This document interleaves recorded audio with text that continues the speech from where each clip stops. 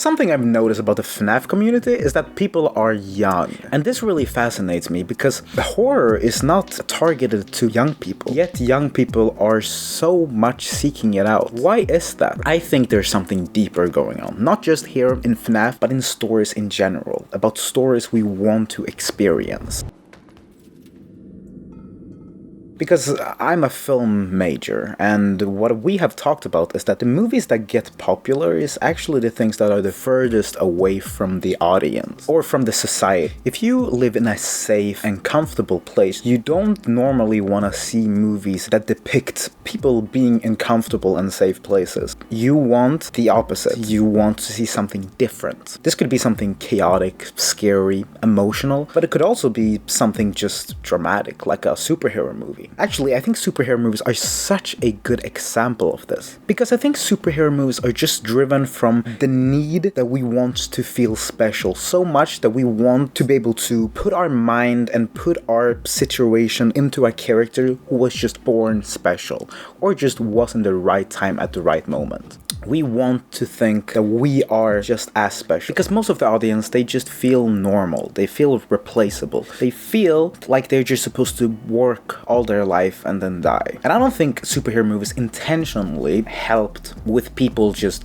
pushing the agenda that people should just work till they die. But it is very much pushing the way that you should do self-sacrifice over what you believe is good, whatever that might be. And that you should prioritize yourself least, no matter the situation. It's not a healthy way to live your life. Spoiler alert, if you try, it's you're not gonna end up happy, I'll tell you that. You're not gonna end up like Superman. You're gonna end up as depressed man. That's such a bad shit. If you're enjoying this video, don't forget to press that subscribe button. Yes, do it now. You got 3 seconds. No, I'm not gonna do that shit actually. Just press it. Just press it. I don't think superhero movies are intentionally pushing that agenda.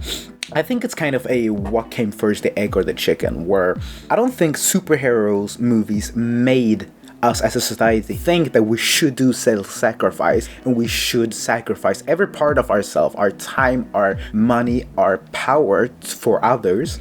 But I think we as a society have sort of agreed that that's something you should do. That's something to look up at. So when superhero movies was created, or stories or comics, they just wanted to depict of what the society felt was the purest, which has kind of stayed the same.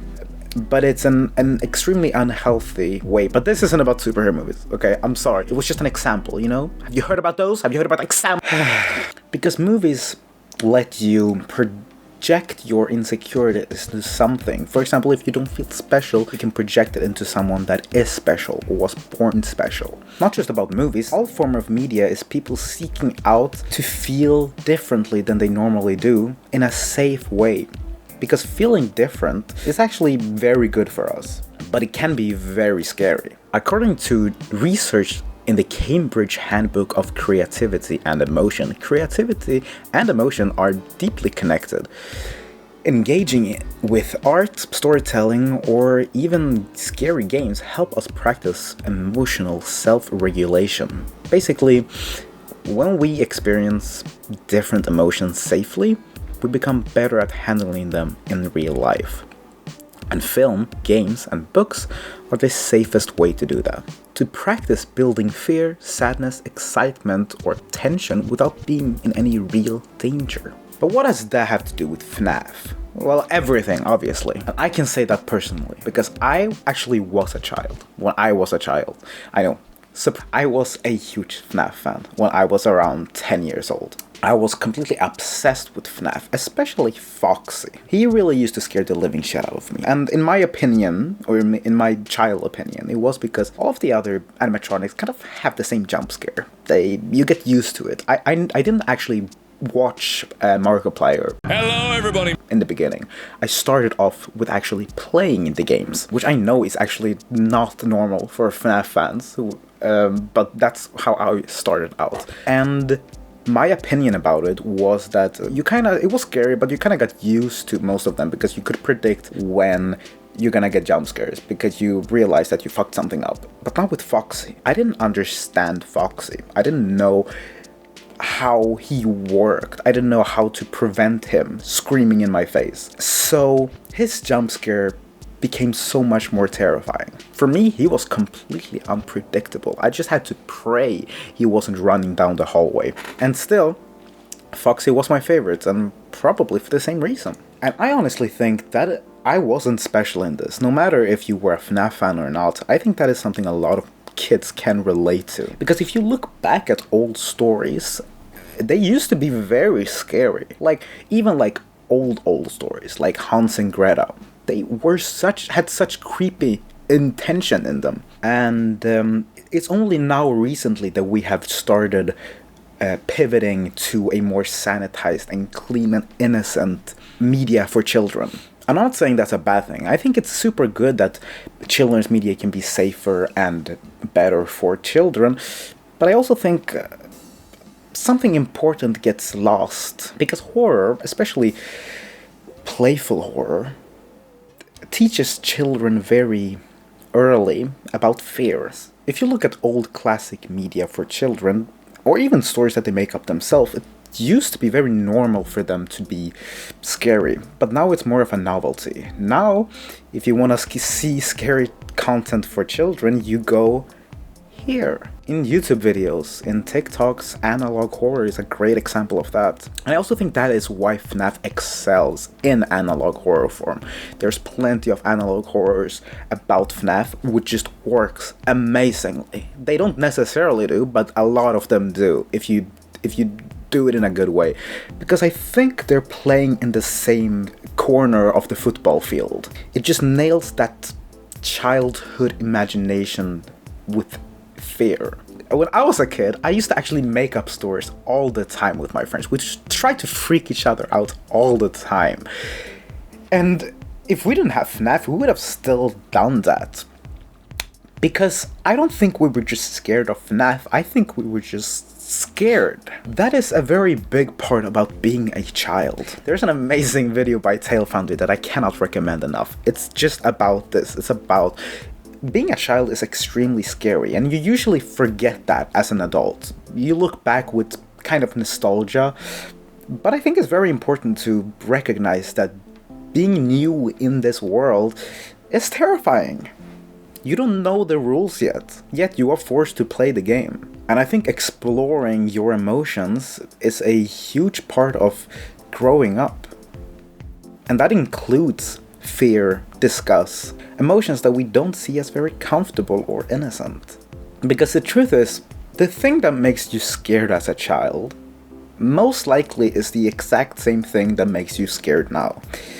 The difference is that you have learned to deal with the fear. You have learned how to handle yourself and the situation in a way that you feel comfortable in. Or not, or you're still freaking out about whatever it is. Which is completely natural as well. But the only way to get better is to get through it. And I think it's important to remember that. Because if we want kids to learn about fear in a safe way, we cannot just baby them around. We cannot just cut them off from anything remotely scary. But we could let them explore those emotions and let them make sense of them. I'm not a parent. I'm not telling you how to raise your children. But I think that is something horror can do. Again, I'm a film major. I'm not a psychologist. I'm just pointing out science that is clear. It lets you face something that makes you scared, but you can pause. You can take a break whenever you want, and you are not physically affected by it. And you can calm down afterwards. You cannot do that with a lot of actual scary things. Because in the real world, when shit gets real, it gets real. Now, just to be clear, I don't think we should pivot kids' movies any scarier than we are now. I think it's completely understandable that in our society, kids' movies are very much tame and not scary. I think that is completely understandable. Because what we have in our society that they didn't have before is this. We have YouTube videos and TikToks and games and stories that children can be a part of and listen to and watch. They can watch as much FNaF as they want. And I think that's really good. And I think that is the way it should be. Yeah, this is gonna take a bad turn. You know it. You know it. I don't know when I'm uploading this, but when I am recording this, the UK has pretty recently passed a law about restricting inappropriate content for children on the internet. This is an act to protect children, but I don't think it will. Because children are extremely instinct creatures. They're just almost like animals. And it's not healthy to restrict an animal. If you make horror, or if you're part in a community that likes horror, and that community is full of children, I don't think that is bad. And I don't think we should disencourage that. Because maybe that is exactly what they need. Maybe they need a safe space to be scared, a safe space to grow. Because I think if they were too scared to handle this, they wouldn't be here. Thank you so much for watching this video, all the way to the end, especially. Yeah, you are not, you are unique, let me tell you that. Not a lot of people get this far.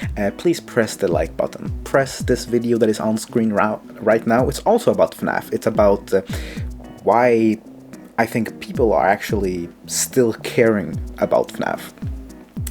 So if you enjoyed this video, then I'm sure you're gonna like that one. Thank you. Yep, that's it. That's the end.